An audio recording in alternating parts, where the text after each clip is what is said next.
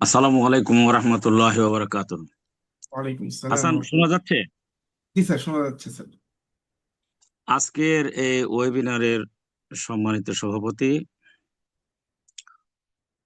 Professor Nizamuddin, আহ, মাননীয় প্রধান অতিথি প্রফেসর শামসুল আলম, আমার বন্ধুবর, আরবি ইসলামী বিশ্ববিদ্যালয়ের মাননীয় ভাইস চ্যান্সেলর, এবং আমি যোগদান একটু দুঃখিত যে আমি যোগদান করতে একটু দেরি হয়েছে। অনেকের বক্তব্যই আমি হয়তো শুনতে পারিনি।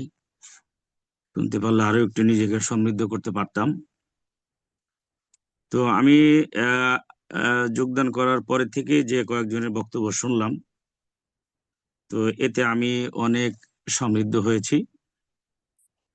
তো আসলে আমি স্যারের সাথে পরিচিত হয়েছি ইসলামী বিশ্ববিদ্যালয়ে 95-এ যোগদান করার পর থেকেই।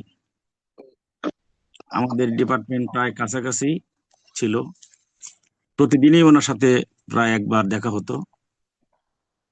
তো আসলে অনেক আলোচকই রয়েছে, যার কারণে আমি দীর্ঘ কোনো আলোচনা করব না, অল্প কথার মধ্যে আমি শেষ করব।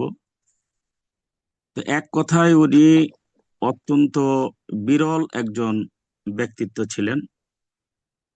আজকের যে সেমিনারের ওয়েবিনারের যে আহ, নামকরণ শিরোনাম দেওয়া হয়েছে ইসলামী শিক্ষায় তার অবদান।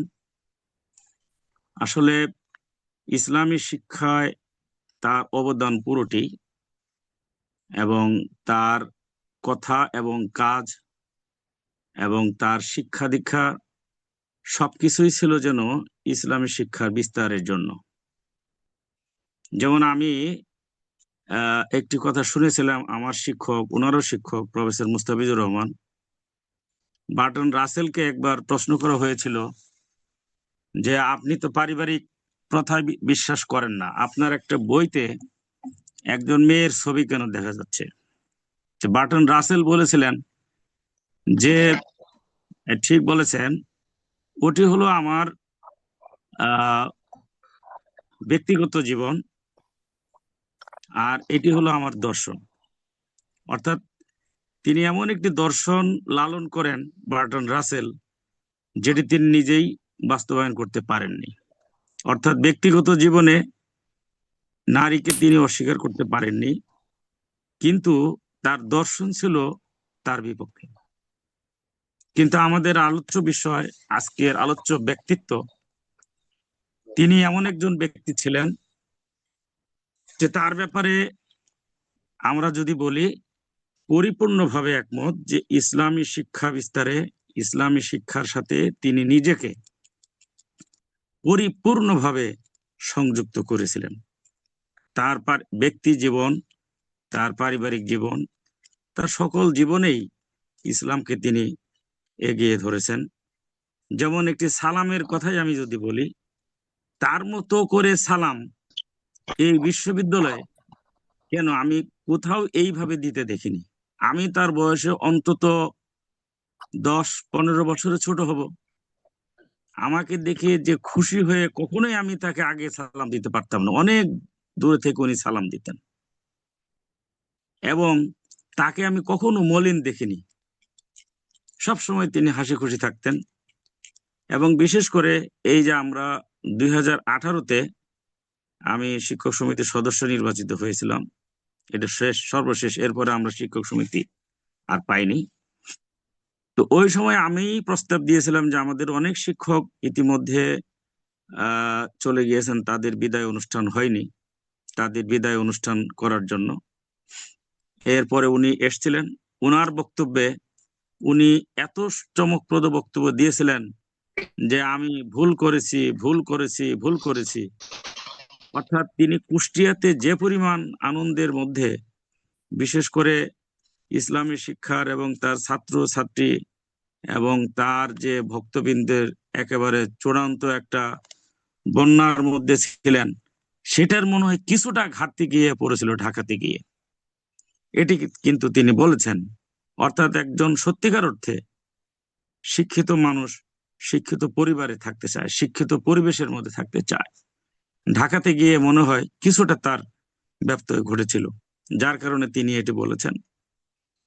এবং তার যে আমি বলবো যে ছোটদের প্রতি যে স্নেহ, ভালোবাসা এবং বড়দের প্রতি যে সম্মান, আমি একটি উদাহরণ দিব। যেমন প্রফেসর মুস্তাফিজুর রহমান স্যার, আমি পিএইচডি করেছি ওনার আন্ডারে। আমি তার একজন শিক্ষককে খুঁজে পেয়েছিলাম, তার সরাসরি শিক্ষক ডক্টর ফাতেমা সাদেক। তখন তার বয়স ছিল 96 বছর। তো এই খবর পাওয়ার পরে মুস্তাফিজুর রহমান স্যার আমাকে বললেন যে বাবা, আমাকে স্যারের সাথে, ম্যাডামের সাথে সাক্ষাতের ব্যবস্থা করাও। তো যাই হোক, আমি সাক্ষাতের ব্যবস্থা করালাম। মুস্তাফিজুর রহমান স্যার তার শিক্ষকের কাছে এমন নতজানু অবস্থায় বসলেন, এইভাবে আমি কখনো তাকে বসতে দেখিনি। এবং তিনি একেবারেই যে কথাটি ম্যাডাম জিজ্ঞেস করছেন শুধু তারই উত্তর দিচ্ছেন। মনে হয় যে একেবারে শিশু বালকের মতো প্রফেসর মুস্তাফিজুর রহমান স্যার তার সামনে বসে আছেন। ঠিক একই রকম প্রফেসর ইয়া রহমান স্যার, উনি আমার সরাসরি শিক্ষক নয়, আমি এবং উনি একই ডিপার্টমেন্টে ঢাকা বিশ্ববিদ্যালয় থেকে লেখাপড়া করেছি, কিন্তু উনাকে আমি শুরু থেকে শেষ পর্যন্ত স্যার বলেছি। উনিও আমাকে ছাত্রতুল্য এবং ছোট ভাইয়ের মতো মনে করেছেন। তো প্রফেসর ইয়া রহমান স্যারকেও আমি দেখেছি মুস্তাফিজ স্যারের সামনে ঠিক এভাবে বসতেন এবং তার যে কোনো সিনিয়রের পাশে এত সম্মান তাজিম করতেন। তো যাক, এগুলোর মাধ্যমে আমরা ওনার কাছ থেকে অনেক কিছু শিখেছি। এবং উনার বিশ্ববিদ্যালয় থেকে রিটায়ারমেন্টের পরে একাডেমিক কাউন্সিলে প্রফেসর আবুল হাসান বলেছিলেন যে আজকে প্রফেসর ভাই ছুটি ইয়েতে চলে গেছেন, তার কথা বারবার মনে পড়ছে যে এই একাডেমিক কাউন্সিলে উনি কোরআন তেলাওয়াত করতেন, আমরা হৃদয় দিয়ে ওনার তেলাওয়াতটা অনুভব করতাম। আজকে আর আমরা এইটা পাচ্ছি না, কেন যেন মনে হচ্ছে যে সে স্বাদ আর আমরা আর পাবো না। একাডেমিক কাউন্সিলে তিনি এটি বলেছিলেন। এবং তার আরো একটি বৈশিষ্ট্য ছিল তার মুনাজাত।